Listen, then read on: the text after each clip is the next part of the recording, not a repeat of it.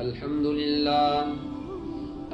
لله نحمده ونستعينه ونستغفره ونؤمن به ونتوكل عليه ونعوذ بالله من شرور أنفسنا ومن سيئات أعمالنا من يهده الله فلا مضل له ومن يضلله فلا هادي له ونشهد أن لا إله إلا الله وحده لا شريك له ونشهد أن سيدنا ومولانا محمدا عبده ورسوله أما بعد فقد قال الله تبارك وتعالى في القرآن المجيد والفرقان الحميد فأعوذ بالله من الشيطان الرجيم بسم الله الرحمن الرحيم كل نفس ذائقة الموت فإنما توفون أجوركم يوم القيامة فمن زحزح عن النار وأدخل الجنة فقد فاز وما الحياة الدنيا إلا متاع الغرور وقال النبي صلى الله عليه وسلم الكيس من دان نفسه وعمل لما بعد الموت صدق الله العظيم وصدق رسوله النبي الكريم ونحن على ذلك لمن الشاهدين والشاكرين والحمد لله رب العالمين اللهم صل على سيدنا محمد في أول كلامنا اللهم صل على سيدنا محمد في أوسط كلامنا اللهم صل على سيدنا محمد في آخر كلامنا بزرگان محترم، عزیزان مکرم، خطبے میں قرآن پاک کی ایک آیت تلاوت کی گئی۔ اللہ جل جلالہ عم نوالہ فرماتے ہیں کل نفس ذائقۃ الموت، کہ ہر نفس کو، ہر جاندار کو موت کا مزہ چکھنا ہی چکھنا ہے۔ محترم بزرگوں اور عزیز دوستو، دنیا میں ہر طرح کے لوگ آئے ہوئے ہیں۔ کتنے لوگ ایسے پیدا ہوئے ہیں جو اللہ جل جلالہ عم نوالہ کا انکار کرتے ہیں کہ ہم خدا کو نہیں مانتے، اور کتنی جماعتیں ایسی پیدا ہوئی ہیں جو نبیوں کا انکار کرتی ہیں، نبیوں کو نہیں مانتی، اور کتنے لوگ ایسے پیدا ہوئے ہیں جو قرآن پاک کو نہیں مانتے۔ لیکن آج تک کوئی ایسا میکا لال پیدا نہیں ہوا کہ جو موت کا انکار کرتا ہو، جو یہ کہتا ہو کہ میں موت کو نہیں مانتا۔ آج تک کوئی بھی ایسا پیدا نہیں ہوا ہے۔ دوستو، اللہ فرماتے ہیں کل نفس ذائقۃ الموت، کہ ہر نفس کو، ہر جاندار کو موت کا مزہ چکھنا ہی چکھنا ہے۔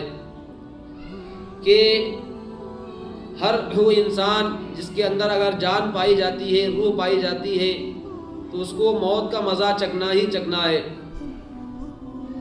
تو دوستو، اسی لیے اللہ فرماتے ہیں کہ جب اللہ انسان کے جسم میں، بچہ جب ماں کے پیٹ میں ہوتا ہے، جب 4 مہینے کا ہو جاتا ہے، تو جب اس کو اندر روح ڈالی جاتی ہے، جان ڈالی جاتی ہے، اس کے بعد اس کا حمل کا گرانا بھی جائز نہیں ہے اور اس کی اجازت نہیں ہے، کیونکہ اس کے اندر جان آ چکی ہے۔ جان آنے کے بعد اس کو اس کی جان کا واپس لے لینا موت کے ذریعے سے، یہ اللہ ہی کے اختیار میں ہے۔ اللہ ہی جان دینے والے ہیں اور اللہ ہی جان کو لینے والے ہیں۔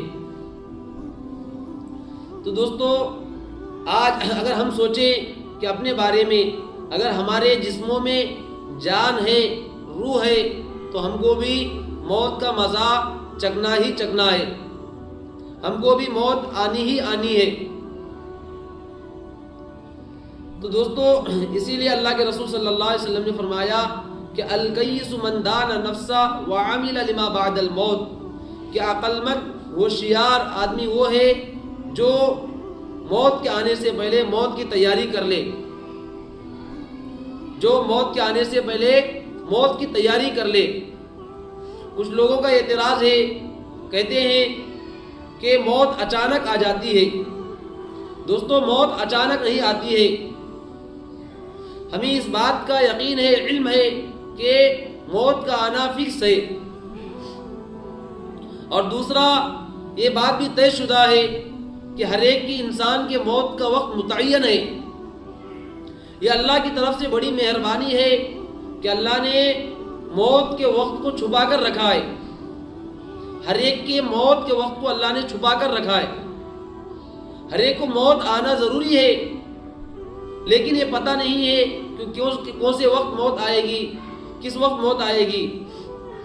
اگر انسان کو پتہ ہوتا کہ فلاں دن فلاں وقت اتنے بجے میری موت آنے والی ہے، تو دوستو پھر اس کی تمام خوشیاں ختم ہو جاتی، اس کا جینا ختم ہو جاتا اسی وقت۔ ہر وقت وہ اس غم کے اندر، اس صدمے کے اندر مبتلا رہتا۔ یہ اللہ کی طرف سے بڑی مہربانی ہے کہ اللہ نے اس کے وقت کو چھپا کر رکھا ہے، لیکن ہمیں چاہیے کہ ہم موت سے پہلے موت کی تیاری میں لگے رہیں، موت کی تیاری کرنے والے بنیں، ہر وقت موت کے لیے ہم تیار رہیں۔ ایک بزرگ رحمہ اللہ سے کسی نے پوچھا کہ حضرت اگر آپ کو یہ بتا دیا جائے کہ فلاں دن فلاں وقت آپ کی موت آنے والی ہے تو آپ کیسے گزاریں گے؟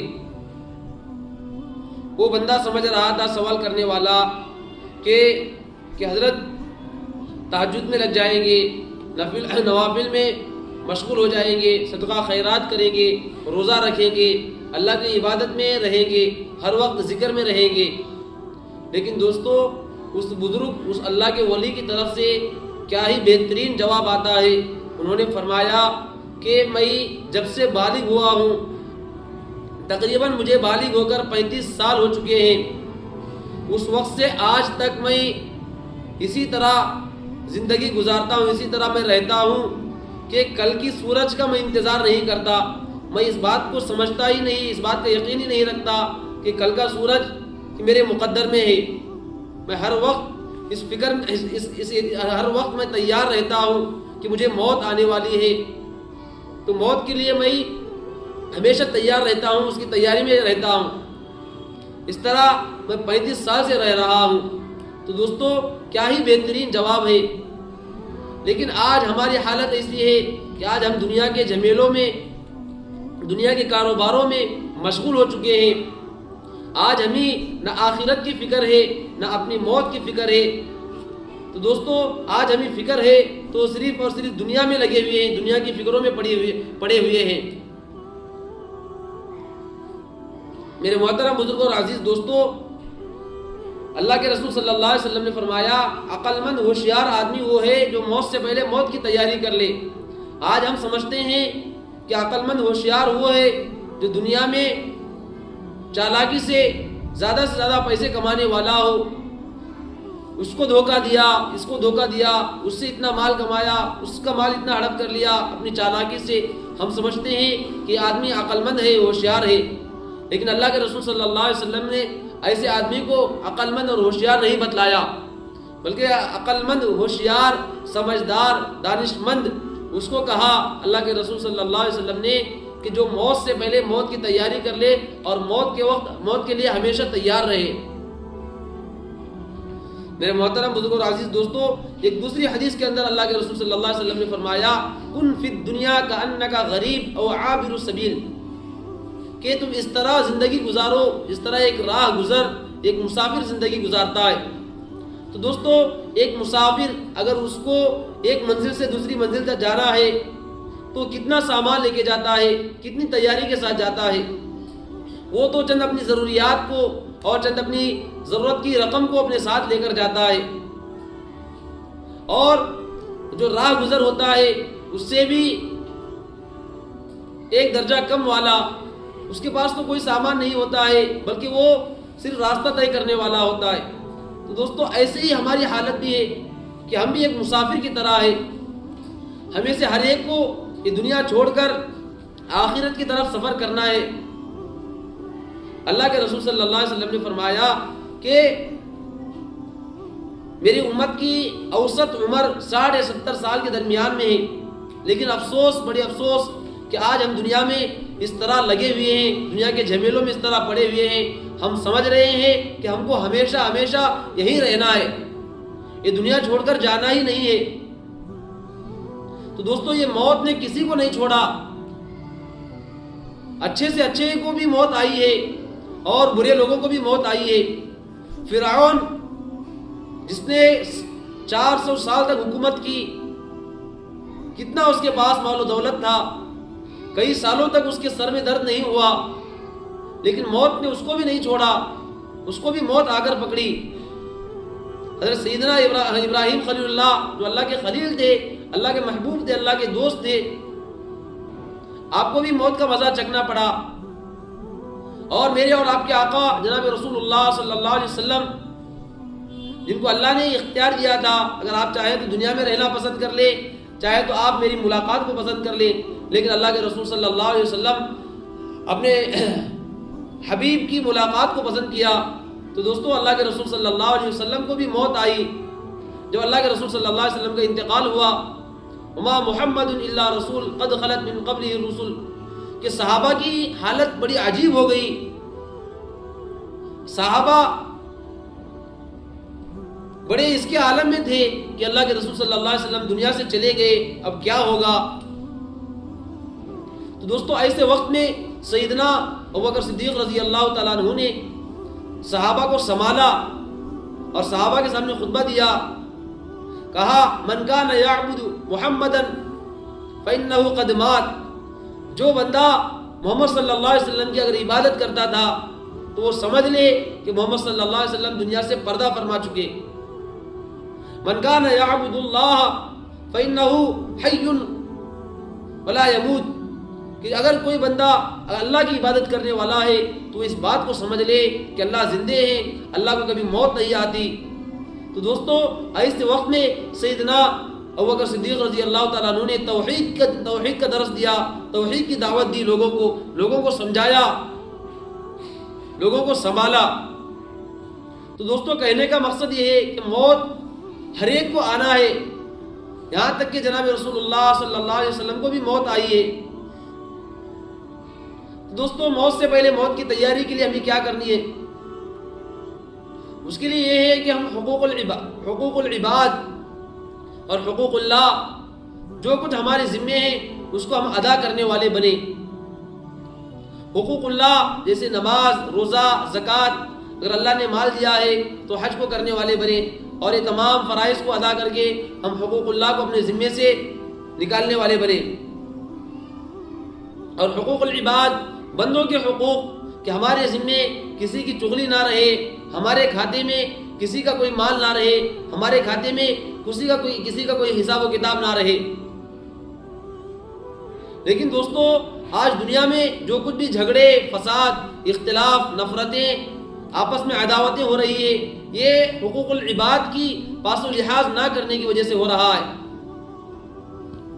ابھی چند دن پہلے، 1 مہینہ یا 1.5 مہینہ پہلے، جو ہمارے شہر کے اندر جو واقعہ ہوا کہ سگے بھائی نے بہن کو ختم کیا، اس کے ٹکڑے ٹکڑے کر کر اس کو پانی میں بہا دیا، مارنے والا بھی مسلمان تھا اور جس کو مارا گیا وہ بھی مسلمان تھی۔ یہ کیوں ہوا؟ کس وجہ سے ہوا؟ وہ صرف 10 بائی 10 کے ایک روم کی وجہ سے ہوا کہ اگر بہن زندہ رہے گی تو بہن کو اس میں سے حصہ دینا پڑے گا، اسی لیے اس کو ہی ختم کیا جائے تاکہ پورا میرے حصے میں آ جائے۔ تو دوستو، ہم جتنا بھی کما لیں، جتنا بھی کر لیں، ہر ایک کو یہ دنیا چھوڑ کر جانا ہی جانا ہے۔ ساتھ میں کچھ آنے والا نہیں ہے، کچھ لے کر جانے والے نہیں ہیں، چاہے وہ 1 گھنٹے کا پلاٹ ہو، چاہے وہ 5 گھنٹے کا پلاٹ ہو، سب چھوڑ کر جانا ہے۔ چاہے وہ کتنا ہی بڑا، کتنا ہی عالیشان بنگلہ ہو، سب چھوڑ کر ہم کو جانا ہے۔ ہمارے کام آنے والا وہی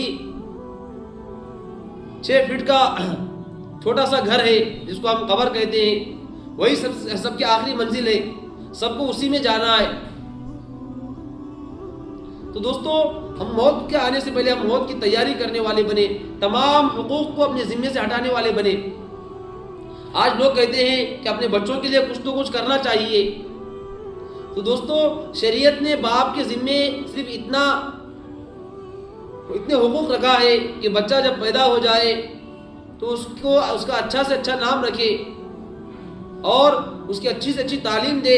جب وہ بڑا ہو جائے تو اس کا اچھا سے اچھا رشتہ کر کے اس کا نکاح کرا کے چھوڑ دے. وہ اپنا کمائے گا، اپنا کھائے گا. لیکن آج ہمارے اوپر یہ بھوت سوار ہے کہ اپنے بچوں کے لیے کچھ تو کچھ کرنا ہے. اس کے لیے انسان دوستو کیا کچھ نہیں کر رہا ہے، دوسروں کے حقوق کو چھین رہا ہے، دوسروں کے مال کو ہڑپ کر رہا ہے. تو دوستو ہم اپنے بچوں کے لیے اپنی آخرت کو کیوں برباد کریں؟ ہمارے باپ نے، ہمارے دادا نے ہمارے لیے کیا کیا؟ ہم نے اپنے ہاتھوں سے کمایا ہے نا. اسی طرح ہمارے بچے بھی اپنے ہاتھ سے کمائیں گے. کتنے واقعات ایسے سننے کو ملے ہیں کہ باپ کے مقدر میں اللہ نے مالداری لکھا تھا لیکن بیٹے کے مقدر میں اللہ نے فقیری لکھا. باپ کروڑ پتی تھا، لکھ پتی تھا، اور بیٹا آج روڈ پر آیا ہوا ہے کیونکہ اس کے مقدر میں مالداری نہیں ہے. ہم اپنے بچوں کی فکر نہ کریں بلکہ ان کی اچھی تعلیم دے، ان کو صحیح جگہ رشتہ کرا کے نکاح کرا کے چھوڑ دے. وہ اپنا کمائیں گے، اگر ان کے مقدر میں مالداری ہے تو ہم سے زیادہ مالدار بنیں گے.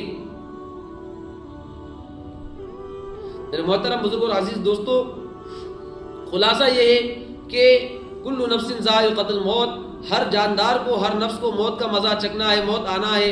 اور اللہ کے رسول صلی اللہ علیہ وسلم نے فرمایا کہ الکیس من دان نفسہ وعمل لما بعد الموت، کہ عقل مند ہوشیار آدمی وہ ہے جو موت سے پہلے موت کی تیاری کرنے والا بنے.